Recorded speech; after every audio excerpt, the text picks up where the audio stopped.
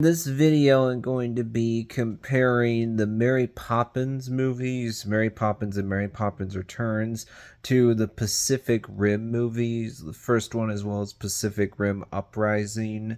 First of all, when you look at highest Rotten Tomatoes score for each franchise, in the case of Mary Poppins, the original movie has a 97%. That's the highest score there. Then when you look at Pacific Rim, the highest score is a 72% for the first movies. Mary Poppins wins this round. Then when you look at lowest score for each franchise, in the case of Mary Poppins Returns has the lowest score, and it still has a 79% of Rotten Tomatoes, which is still really good, solid score. So even though it's lower, it's not that much lower. Whereas with Pacific Rim, there's a bigger drop off with Pacific Rim Uprising, only has a 42%.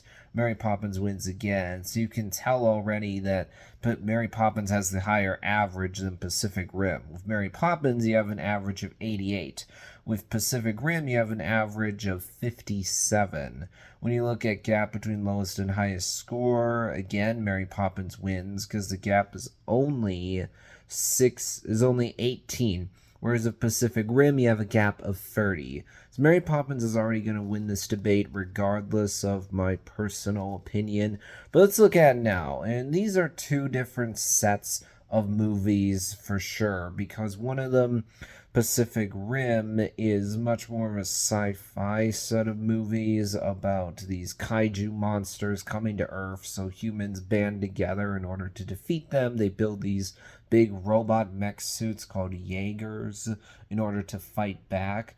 I think the Pacific Rim movies are just a lot of fun. They're fun, big budget B movies that are not trying to be very deep or complex. They're pretty simple. They're just trying to deliver fun and entertainment value. To me, it comes off like fan fiction on the big screen. It's just, oh, wouldn't it be awesome to see these creatures duke it out with big robot mech suits? Yeah, that's so great. And that's something I very much enjoy. It's just a lot of fun. With the Mary Poppins movies, you have these movies that are definitely closer to reality. They're more realistic. You just have this one lady that for some reason has magic and seems like no one else does. And in the movies, the fact that she is doing all this magical stuff is not really something the other characters react to much. It's like, okay, yeah, I mean, Mary Poppins is a magical nanny, and there doesn't seem to be any other kind of magic in this world. There doesn't seem to be any other fantasy, supernatural stuff going on. It's just for some reason, Mary Poppins has all these weird things about her. I think both movies are really good. And when it comes to Mary Poppins Returns, for the most part, I think this movie did succeed at recapturing the magic of the first film. Admittedly, I will say that when you look back at the original Mary Poppins, something that makes that movie interesting is that there isn't a clear, obvious villain in the story at all. I mean, you have the father of the Banks family, George Banks, who at first isn't really connecting very well with his kids. They just see this cold, stern, distant guy that cares more about his work than them. He just wants to have the perfect family, and so he's not really connecting with his family. We see right at the beginning that his wife is trying to tell him that his kids are missing, and he's really not listening to her. But then as the movie goes on, he not only learns how to actually have fun again, but he learns to actually care about his family more, especially when you get to the ending where he's singing that song, Let's Go Fly a Kite.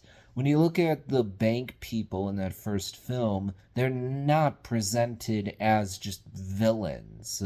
All these adults are not actually people that have nefarious motives. They just don't understand that for this little boy, investing money in a bank just isn't very interesting to him, which makes sense given that he's still definitely young In Mary Poppins Returns, things are simplified so that, oh, there is actually a clear, obvious villain, someone who actually has nefarious intent. It's established pretty quickly in the movie. Colin Firth's character, he absolutely is the villain. I'm like, okay, that misses what made the original film work. When you just make things more clear cut, more black and white, where now there's a villain, it's just not as interesting to me. It feels like, oh, we just have to change up this story so that it fits with other movies that come out in this day and age. So we just have to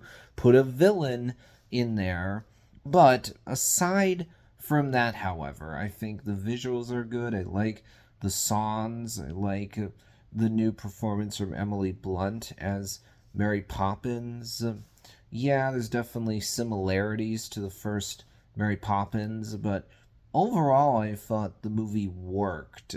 And with Pacific Rim, I mean, you have characters that are interesting enough. They're certainly not like super memorable, but I think they work for the story being told here. I think there's some interesting lore about these kaiju creatures. I think the visuals are well done. The action is engaging. These two different sets of movies very much represent two different approaches. One of them is more fantasy, the other one's more sci-fi. The Pacific Rim movies feel like Godzilla films or King Kong films. They have a similar kind of vibe, just big robot mech suits. Now, which set of movies do I actually prefer over the other? Well, it's interesting. I would say that I prefer the I'm gonna say the Mary Poppins movies just because we don't have a lot anyway of movies about a magical nanny. Other than Mary Poppins, there's also the Nanny McPhee movies, which are very much like Mary Poppins. When it comes to Pacific Rim, I mean, this is territory that's been explored before quite a good amount of other times. Obviously, the thing that's different about Pacific Rim is the Jaegers, but still, the idea that monsters are coming to take over the Earth, humans band together to stop them, we've seen this before. So I prefer Mary Poppins just because it feels a bit more original. Doesn't feel like this thing has been explored as many times. That'll be it for this video.